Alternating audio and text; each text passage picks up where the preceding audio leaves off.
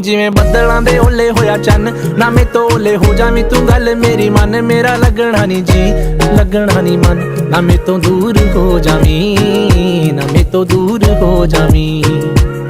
ਉਹ ਜਿਵੇਂ ਬੱਦਲਾਂ ਦੇ ਓਲੇ ਹੋਇਆ ਚੰਨ ਨਾ ਮੇ ਤੋਂ ਓਲੇ ਹੋ ਜਾਵੀਂ ਤੂੰ ਗੱਲ ਮੇਰੀ ਮੰਨ ਮੇਰਾ ਲੱਗਣਾ ਨਹੀਂ ਜੀ ਮੇਰਾ ਲੱਗਣਾ ਨਹੀਂ ਮਨ ਨਾ ਮੇ ਤੋਂ ਦੂਰ ਹੋ ਜਾਵੀਂ ਨਾ ਮੇ ਤੋਂ ਦੂਰ ਹੋ ਜਾਵੀਂ।